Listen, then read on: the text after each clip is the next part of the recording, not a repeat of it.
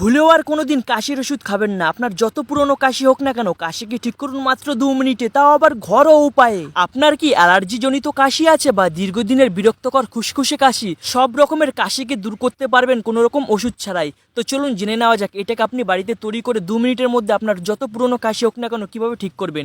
তো প্রথমেই আমাদের এখানে প্রয়োজন হবে লবঙ্গর। তো দেখুন আমরা এখানে কিছু পরিমাণ লবঙ্গ নিয়ে নিয়েছি। এখন এখানে আমাদের কাজ হবে এই লবঙ্গটাকে ভালো করে গরম করে পুড়িয়ে নেওয়ার। তো দেখুন আমি এখানে একটা লাইটারের মাধ্যমে এই লবঙ্গগুলোতে আগুন লাগিয়ে দিলাম। আপনি চাইলে এগুলোকে কড়াইতে ভালো করে গরম করে ভেজেও নিতে পারেন। আমাদের এখানে মূলত কাজ হবে এগুলোকে ভালো করে পুড়িয়ে নেওয়ার। এই লবঙ্গগুলোকে পুড়িয়ে আমরা ছাইয়ে পরিণত করব। তো দেখুন আমাদের এখানে কিন্তু এটা ভালো করে পুড়ে গেছে। এখন আমরা এখানে একটা চামচের মধ্যে এগুলোকে নিয়ে নেব। এবার আমরা কিছুক্ষণ ওয়েট করব এগুলোকে ভালো করে ঠান্ডা করে নেওয়ার জন্য। তো দেখুন আমাদের এগুলো কিন্তু ঠান্ডা হয়ে গেছে। এবার আপনি এগুলোর উপর চাপ দিলে দেখবেন এগুলো ছাইয়ে পরিণত হয়ে গেছে। তো দেখুন আমাদের এগুলো সবগুলো ছাইয়ে কিন্তু পরিণত হয়ে গেছে। আমাদের মূলত এখানে ছাইটাই প্রয়োজন হবে। তো আমরা এখানে ছাইটাকে রেখে বাদবাকি অংশটাকে ফেলে দেব। তো দেখুন আমাদের এখানে ছাইটা চলে এসেছে।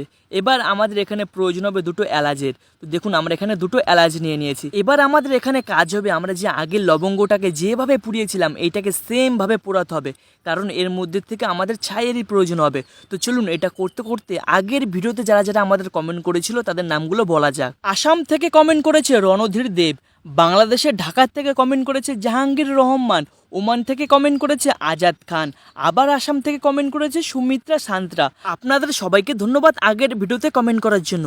আর বন্ধুরা আপনি এই ভিডিওটা পৃথিবীর কোন জায়গা থেকে দেখলেন কমেন্টে জানান, যাতে পরের ভিডিওতে আপনাকে ধন্যবাদ জানাতে পারি। তো দেখুন এখানে কিন্তু আমাদের সবগুলো ভালো করে পুড়িয়ে নিয়ে ছাই করে নিয়েছি। এখন এই ছাইটা আমরা বাটির মধ্যে দিয়ে দিলাম। এরপর এখানে আমরা দিয়ে দেবো একদম খাঁটি 1 চামচের মতো মধু।